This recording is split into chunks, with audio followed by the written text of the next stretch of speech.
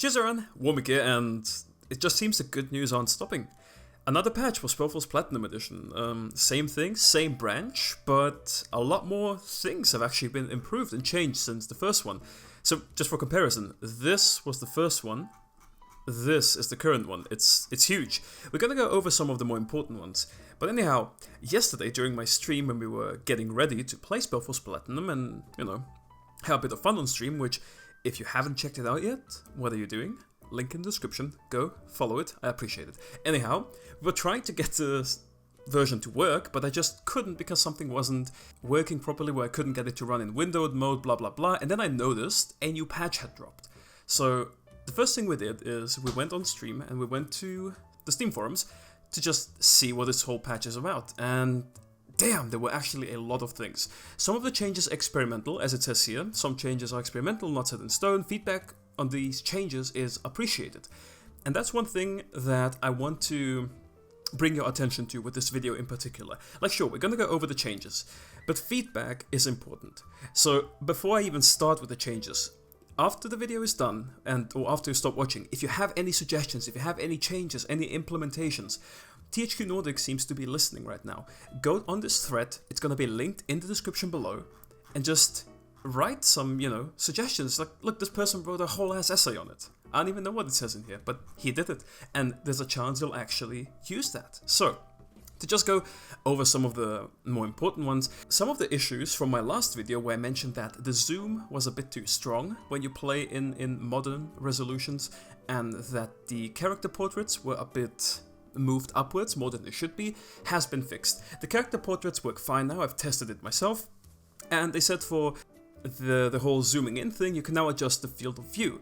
So you can add a new config option in your file, which is called graphic.fieldofview, and it allows you to specify it. So the way I'm assuming this to work is you just add the option and then you write graphic.fieldofview equals, and then, I don't know, 92 for default, or maybe 115 if you're in 16 by 9, as they suggest here.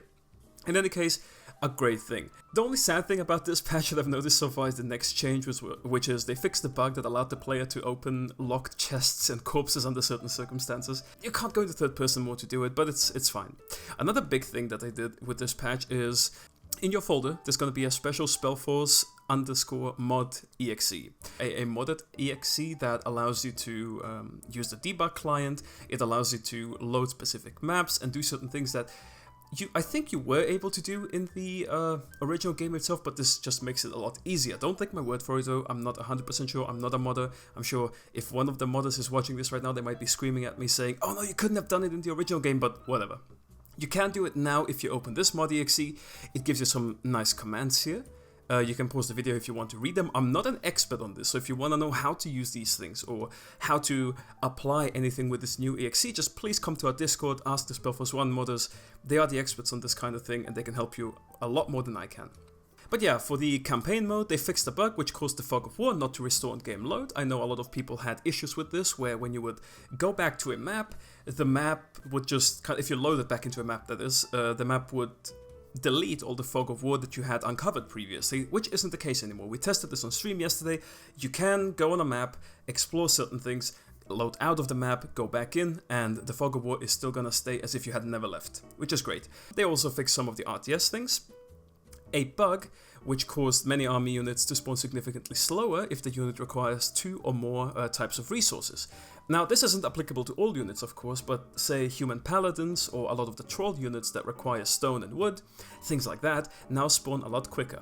They do say they compensate for this, so units that require Aria, Lenya or Moonsilver have a longer spawning time, but it ends up being a net positive change, which is interesting because I feel like it makes the trolls a lot more viable if they spawn quicker, right? So definitely a nice change. I had no idea that this was actually a bug. I thought this was intended that way, that they spawn just way slower, but nice thing to see. Trolls are going to be definitely a lot more viable, and I can't wait to actually get to them again in the campaign to just test out how all of this works. And then at the end we have a lot of spells, bug fixes. They fixed Area of Darkness, affecting allied casters. Mirror Image now properly costs mana to sustain. Feedback now properly reflects magic damage. used to be physical damage for some reason, I have no idea, probably a bug. Feign death no longer grants permanent invisibility under certain circumstances, and so on and so forth. There's a lot of numbers here, a lot of things they tweaked. Again, I'm not an expert on how the spells and RTS system in SpellForce 1 worked. I do suggest you read this article yourself if you want to know the whole extent of the changes. In any case, if you want to apply some of these things, again, join the Discord, ask the SpellForce 1 modders there, they can help you, and if you have any feedback, anything you'd like to see implemented in SpellForce 1 that's within the realm of possibility, please go on this thread. There's already like 4 pages, people are giving feedback is being considered. A lot of this second patch, a lot of the content in the second patch is actually feedback that came after the first one, and issues that people wanted to have fixed. So, with that being said, it's been a bit of a shorter video. Again, thank you for watching it. I just wanted to bring your attention to this patch. If you aren't sure how to switch to this patch, please watch my first video where I show how you go into that and how you change it on Steam. But yeah, that's everything for now. If you enjoyed the video and if you like this kind of stuff, like it, subscribe to my channel, and I'll see you in the next one. Bye!